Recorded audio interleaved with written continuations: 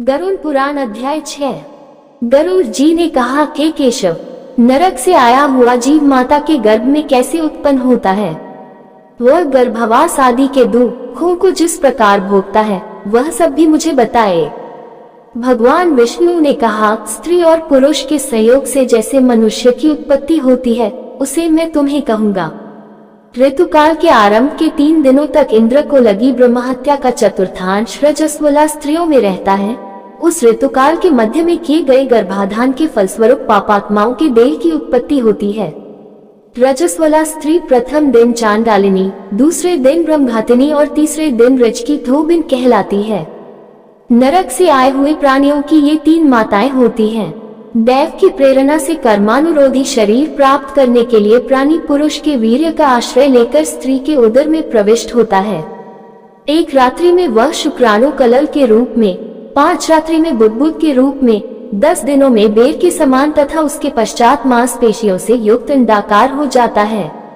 1 मास में सिर, 2 मास में बाहु आदि शरीर के सभी अंग, तीसरे मास में नख, लोम, अस्थि, चर्म तथा लिंगबोधक छिद्र उत्पन्न होते हैं। चौथे मास में रस, रक्त, मांस, मेदा, अस्थि, मज्जा और शुक्र ये 7 धातुएं तथा 5वें मास में भूख प्यास पैदा होती है। छठे मास में जरायु में लिपटा हुआ वह जीव माता की दाहिनी कोख में घूमता है और माता के द्वारा खाए पिए अन्नादि से बड़े हुए धातुओं वाला वह जंतु विष्ठा मूत्र के दुर्गंधयुक्त गंधे रूप गर्भाशय में सोता है। वहाँ गर्भस्थ क्षुधित कृमियों के द्वारा उसके सुकुमार अंग प्रतिक्षण बार बार काटे जाते हैं, जिससे अत्यधिक क्लेश होने के कारण वह जीव मूर्छित हो जाता है। माता के द्वारा खाए हुए कड़वे, तीखे, गरम, नमकीन, रूखी तथा खट्टे पदार्थों के अति उद्वेजक संस्पर्श से उसे समूचे अंग में वेदना होती है और जरायु अर्थात झिल्ली से लिपटा हुआ वह जीव आंतों द्वारा बाहर से ढका रहता है। उसकी पीठ और गर्दन कुंडलाकार रहती है। इस प्रकार अपने अंगों से चेष्टा करने में असमर्थ होकर भी वह जीव पिंजरे में स्थित पक्षी की भांति माता की कुक्षी में अपने सिर को दबाए हुए पड़ा रहता है। भगवान की कृपा से अपने सैकड़ों जन्मों के कर्मों का स्मरण करता हुआ वह गर्भस्थ जीव लंबी श्वास लेता है। ऐसी स्थिति में भला उसे कौन सा सुख प्राप्त हो सकता है? मांस, मज्जा आदि 7 धातुओं के आवरण में आवृत वह ऋषिकल्प जीव भयभीत होकर हाथ जोड़कर विकल वाणी से उन भगवान की स्तुति करता है जिन्होंने उसको माता के उदर में डाला है।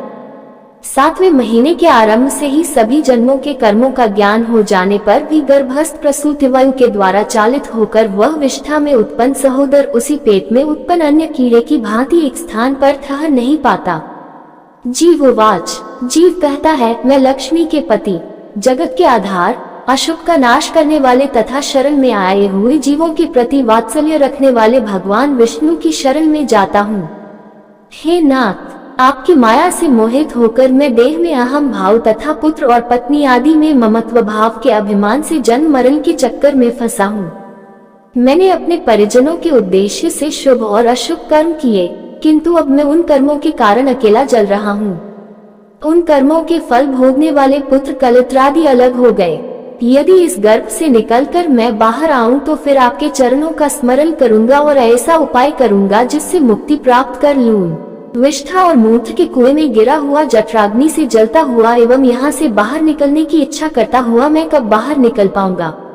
जिस दीनदयाल परमात्मा ने मुझे इस प्रकार का विशेष ज्ञान दिया है, मैं उन्हीं की शरण ग्रहण करता हूँ जिससे मुझे पुनः संसार के चक्कर में न आना पड़े। अथवा मैं माता के गर्भगृह से कभी भी बाहर जाने की इच्छा नहीं करता, क्योंकि बाहर जाने पर पाप कर्मों से पुनः मेरी दुर्गति हो जाएगी।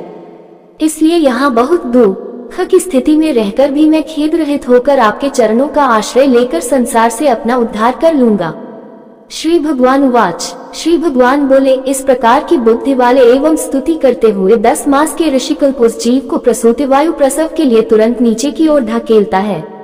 प्रसूति मार्ग के द्वारा नीचे सिर करके सहसा गिराया गया वह आतुर जीव अत्यंत कठिनाई से बाहर निकलता है और उस समय वह श्वास नहीं ले पाता है तथा उसकी स्मृति भी नष्ट हो जाती है। पृथ्वी पर विष्ठा और मूत्र के बीच गिरा हुआ वह जीव मल में उत्पन्न कीड़े की भांति चेष्टा करता है और विपरीत गति प्राप्त करके ज्ञान नष्ट हो जाने के कारण अत्यधिक रुदन करने लगता है।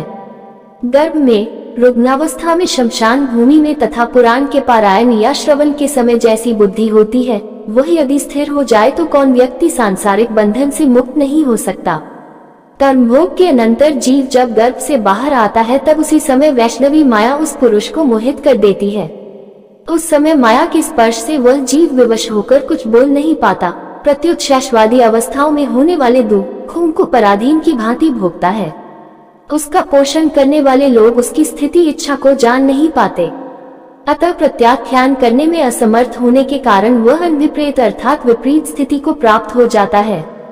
स्वदर्ज जीवों से दूषित तथा विष्ठा मूत्र से अपवित्र शैया पर सुलाए जाने के कारण अपने अंगों को खुजलाने में, आसन से उठने में तथा अन्य चेष्टाओं को करने में वह असमर्थ रहता है।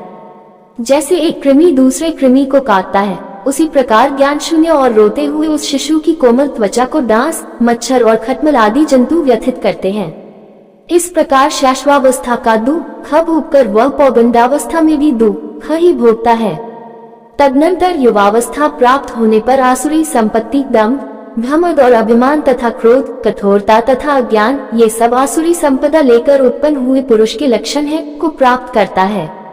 तब वह दुर्व्यसनों में आसक्त होकर नीच पुरुषों के साथ संबंध बनाता है और वह कामलम पर प्राणी शास्त्र तथा सत्पुरुषों से द्वेष करता है।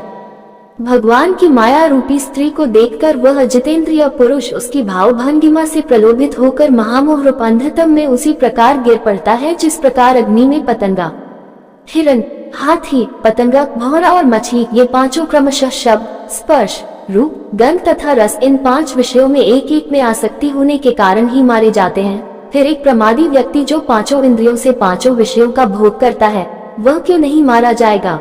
अभीप्सित वस्तु की अप्राप्ति की स्थिति में अज्ञान के कारण ही क्रोध हो आता है और शोक को प्राप्त व्यक्ति देह के साथ ही बढ़ने वाले अभिमान तथा क्रोध के कारण वह कामी व्यक्ति स्वयं अपने नाश हेतु दूसरे कामी से शत्रुता कर लेता है। इस प्रकार अधिक बलशाली अन्य कामी जनों के द्वारा वह वैसे ही मारा जाता है जैसे किसी बलवान हाथी से दूसरा हाथी। इस प्रकार जो मूर्ख अत्यंत दुर्लभ मानव जीवन को विषयासक्ति के कारण व्यर्थ में नष्ट कर लेता है, उससे बढ़कर पापी और कौन होगा। सैकड़ों योनियों को पार करके पृथ्वी पर दुर्लभ मानव योनि प्राप्त होती है। मानव शरीर प्राप्त होने पर भी द्विजत्व की प्राप्ति उससे भी अधिक दुर्लभ है।